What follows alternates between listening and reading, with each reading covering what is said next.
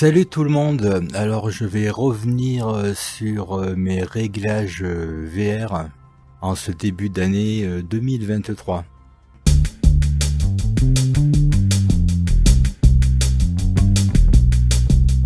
En effet, il y a eu beaucoup de changements, beaucoup de mises à jour de drivers, beaucoup de mises à jour de Microsoft Flight Simulator.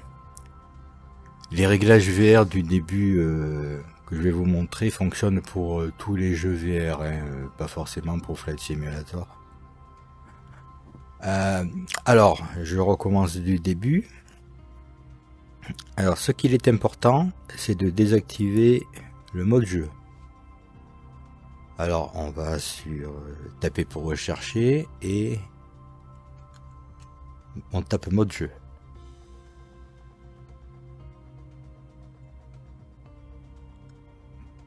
Voilà, on a le paramètre du mode jeu. Et là, on fait désactiver. Si vous l'avez en bleu, là, marqué activé, vous allez sur la gauche, désactiver. Alors ça, c'est simple. Il n'y a rien d'autre à faire, rien à appliquer, on ferme. Voilà. Ensuite, il faut trouver les paramètres des applications en arrière-plan. Je vais m'aider de ma vidéo.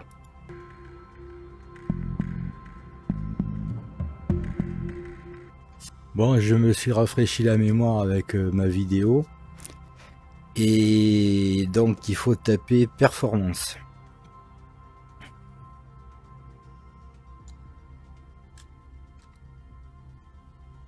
Régler l'apparence et la performance de Windows.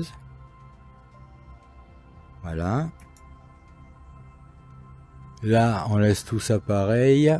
Et on fait, en avancé, on fait ajuster pour obtenir les meilleures performances pour les services d'arrière-plan. Car actuellement, la VR est considérée comme un service d'arrière-plan. Donc on fait appliquer, OK. Bon, moi, c'est déjà été fait. Voilà. Il faut trouver les applications en arrière-plan. Elles sont là dans paramètres. Donc dans paramètres, dans confidentialité, application en arrière-plan. Voilà. Donc comme je me suis dit, elles sont dans paramètres.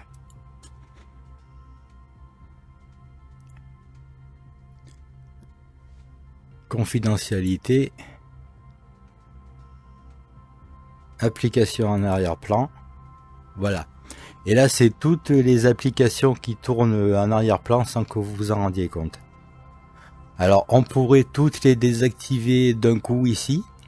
Mais moi, j'ai pas envie de tout désactiver. Alors, une par une, j'ai désactivé tout sauf Microsoft Flight Simulator, Nvidia Control Panel et sécurité Windows. Pas prendre de risques.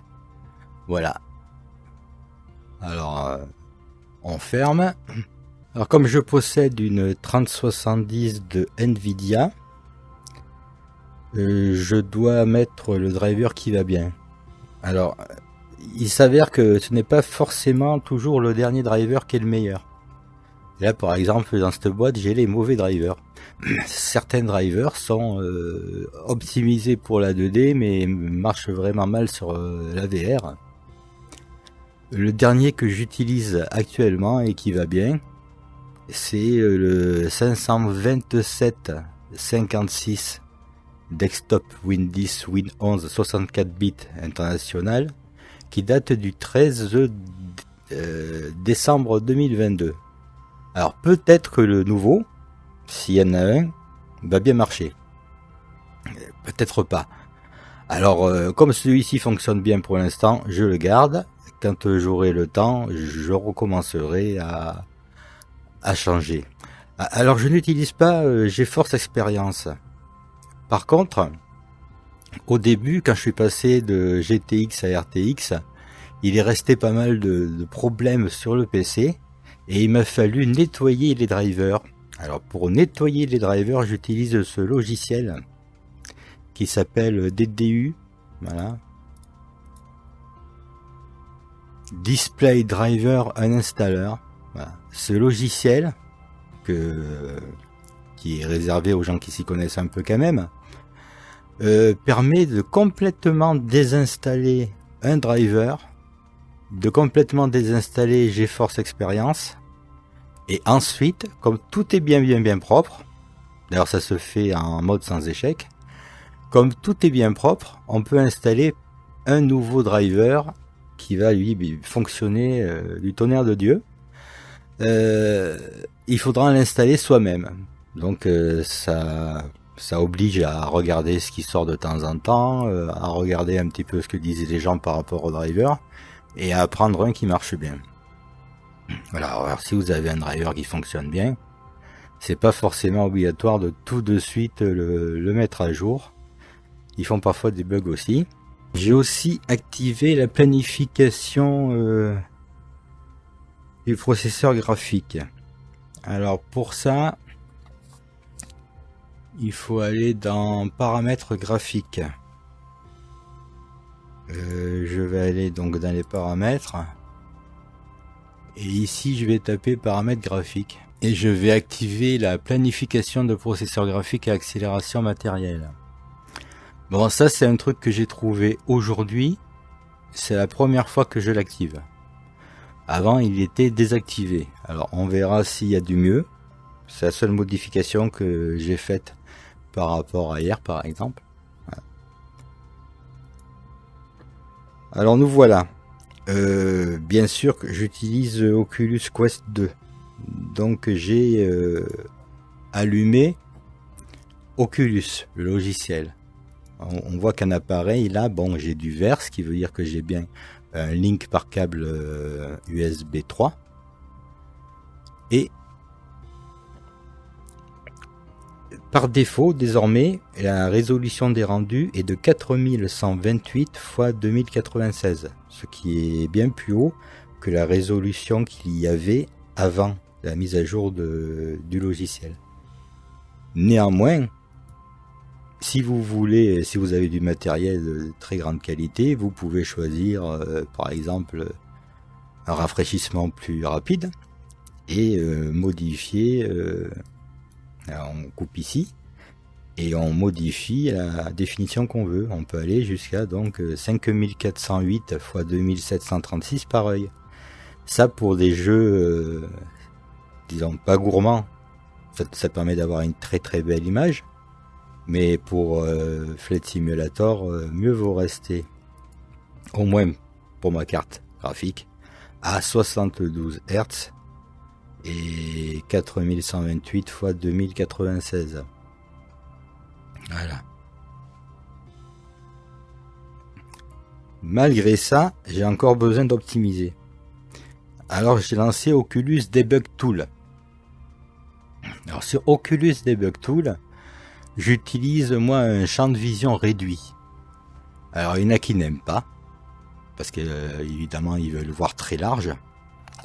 Mais bon, moi je préfère que le jeu soit fluide, avec un petit effet tunnel, que le jeu soit lagué, puisque de toute façon on regarde souvent que en face.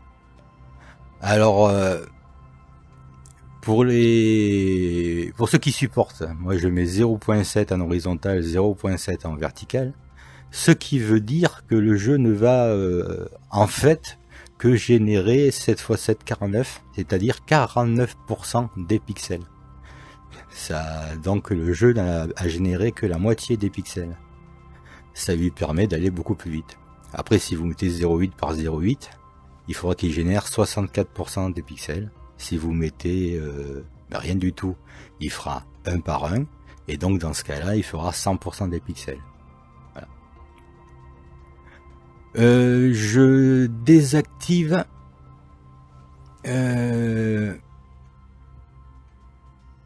l'asynchronous space warp de l'ordinateur. Alors l'asynchronous space warp, ça permet de doubler le nombre de FPS. En gros, si on a un casque à 72 Hz, ce qui est intéressant, c'est d'avoir 72 FPS. Mais c'est très rare d'arriver à 72 fps quand on n'a pas un matériel extrêmement fortiche et cher. Alors on essaie d'atteindre les 36 fps et l'ordinateur, à partir de ces 36, en recrée 36 intermédiaires pour que l'écran, lui, en reçoive 72. Mais ça fait donc des artefacts. Parfois c'est réussi, parfois c'est pas beau. Alors, comme Virtual Desktop avait un autre système qui utilisait le casque pour faire ça plutôt que l'ordinateur, ils ont fait la même chose ici. Donc là, l'ordinateur ne perd pas des données à faire ça, à faire donc les images virtuelles, mais c'est le casque, donc un mobile ASW, donc Mobile Asynchronous Space Warp, qui va, lui, créer les 72 images qui manquent. En déportant le problème sur le Quest 2, l'ordinateur subit moins de contraintes et peut donc mieux marcher. Voilà. Alors moi je le mets sur Framerate Insurance. On peut faire sur Auto, Disabled ou Enabled Framerate Insurance. Moi je sais que sur ce jeu, il faut absolument qu'il y soit, parce que je n'atteindrai jamais 72 images par seconde sur Microsoft Flight Simulator. Alors ce jeu dépend aussi bien sûr d'une bonne connexion internet, puisque les données arrivent en temps réel. Moi j'ai 1 gigabit en descente et 1 gigabit à monter. Alors ça je le réduis, il faut pas l'éteindre, hein, il faut le réduire, si on l'éteint ça coupe. Donc en bas vous avez en marche, et là je vais arrêter ce qui ne sert à rien. Alors en marche en bas vous avez le jeu, Oculus et Oculus Debug Tool. Alors ensuite il faut régler le panneau de configuration Nvidia. On va dans les paramètres 3D. Et on peut régler soit les paramètres globaux pour tous les jeux que vous allez utiliser, soit laisser quelques paramètres globaux et régler les paramètres de programme. Alors là, si vous êtes vraiment précis, que vous voulez un certain type de vitesse pour un jeu, un autre certain type de vitesse pour un autre jeu, vous faites par programme. Moi je ne règle que les paramètres globaux. En affichage, donc mise à l'échelle spatiale de l'image activée, anti-crénelage FXAA désactivé, anti-crénelage correction gamma activé, anti-crénelage mode contrôlé par l'application, anti-crénelage réglage contrôlé par l'application, anti-crénelage transparence désactivé, CUDA tous, compatibilité OpenGL GDI auto. Alors là en DSR facteur, je mets 2,25 DL. Voilà, ok. Voilà, le DSR lissage, je mets 33%. Il semblerait que si on met 0%, c'est moins net, mais c'est plus rapide. Et si on met 100%, c'est plus net et c'est moins rapide. Alors moi j'ai mis un tiers, voilà. À vous de voir ensuite. Hein. Voilà. Filtrage anisotrope contrôlé par l'application. Filtrage de texture load négative autorisé. Filtrage de texture activé. Filtrage de texture qualité haute performance. Alors là je mets haute performance parce que j'ai une carte graphique qui est pas au top. Si j'avais une 3080 Ti, je mettrais certainement plutôt haute qualité, voilà. Mais moi ce que je veux c'est quand même que le jeu ne soit pas lagué, donc je mets haute performance.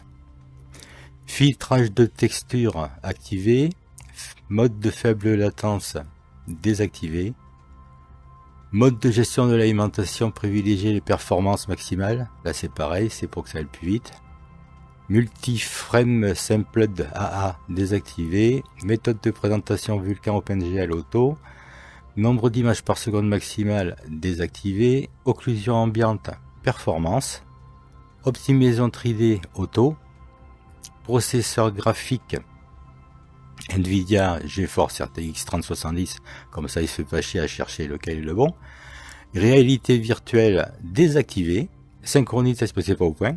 Synchronisation verticale, utiliser les paramètres d'application 3D. Taille du cache des ombrages, paramètres par défaut du pilote. Et la trame pré-rendue de réalité virtuelle, on peut choisir entre donc le programme d'application 3D ou mettre plus. Moi je mets 4. Voilà. Et triple mise en mémoire tampon, je mets désactivé. Alors quitte à vous de lire chaque fois à quoi ça sert, et selon votre matériel, de choisir ce qui correspond le mieux. Alors, après, donc, faut faire appliquer, je crois, quelque part. Et moi, comme j'ai rien changé, je ferme. Voilà, on est prêt pour l'essai. Alors, comme j'ai activé... Ça, on va le fermer, on va le baisser. Comme j'ai activé Oculus Debug Tool, je peux mettre le HUD de performance. Voilà, vous voyez ici, ça vous montre à gauche le nombre d'images affichées.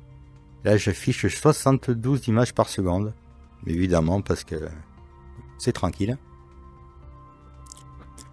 Alors, on va passer au vol. Je vais juste démarrer le vol et puis je vous dis ce que j'ai mis en réglage. Donc, option générale. Alors déjà, il y a un petit truc à faire. Je ne sais pas si c'est vrai, mais ou si c'est une légende urbaine. Mais il semblerait que si on règle le PC sur Ultra, ça donne une meilleure qualité sur la VR.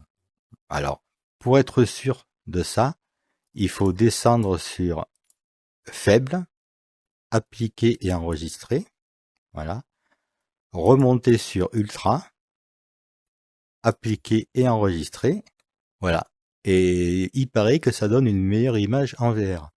Certains l'ont testé et ont trouvé que ça fonctionnait, alors pourquoi pas. Ensuite, on passe donc en VR ici. Et moi, j'ai décidé d'utiliser le DLSS, qui est disponible depuis décembre. Là. Voilà. Je le prends, on a le choix entre qualité, auto, DLA, performance plus et performance. Alors, c'est dans l'ordre, c'est-à-dire performance, l'image est très mauvaise, mais ça va plus vite. Performance plus, c'est un petit peu mieux en image. Alors, DLA, l'image est encore meilleure. Et auto et qualité. Qualité, l'image n'est pas la meilleure. C'est plutôt un compromis. L'image la meilleure, moi je crois qu'on la trouve en DLA. Mais je n'ai pas une machine de guerre, donc je me mets sur qualité. Sharpening, j'ai laissé sur 100. Mode reprojection désactivé puisqu'il est déjà, la reprojection c'est la SW, là c'est déjà activé dans le casque. Échelle du monde, j'ai sur 100. Nvidia Reflex à faible latence, j'ai mis on plus boost, sans trop savoir exactement ce que ça fait. Qualité globale du rendu, bon, c'est personnalisé puisque, voilà. Mise en cache préalable des éléments de terrain, j'ai mis sur ultra, ça augmente le nombre de FPS quand on a une bonne connexion internet. Données vectorielles du terrain sur intermédiaire, bâtiment intermédiaire, arbre intermédiaire, reste de la végétation sur haute, parce que j'aime bien que lorsque je me pose, ce soit joli. Nuage volumétrique, moi j'ai mis sur faible. Je suis pas spécialement attiré par les nuages. Mais bon, vous pouvez les monter, hein. Mais si vous montez les, bien sûr, ça fera perdre un petit peu de FPS. Résolution de la texture sur haute. Filtrage anisotrope sur 16 fois. Suréchantillonnage des textures désactivé. Synthèse des textures faible. Effet de vague basse. projection des ombres 768, ombre de terrain 256, ombre de contact désactivée, effet sur le pare-brise ultra, j'aime bien ça, occlusion ambiante ultra, effet cube map 128, reflet Remarched faible, et puis de lumière ultra, effet bloom activé et taux de rafraîchissement planche de bord tout écran sur faible.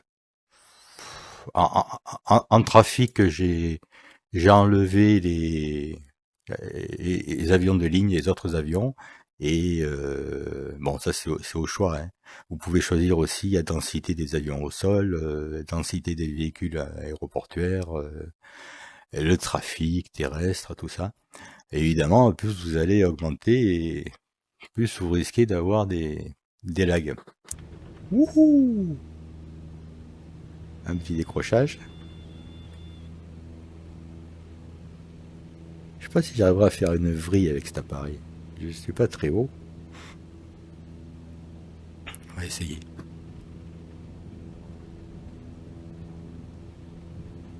Eh ben non. Bon, c'est fini pour aujourd'hui. J'espère que ça pourra vous servir.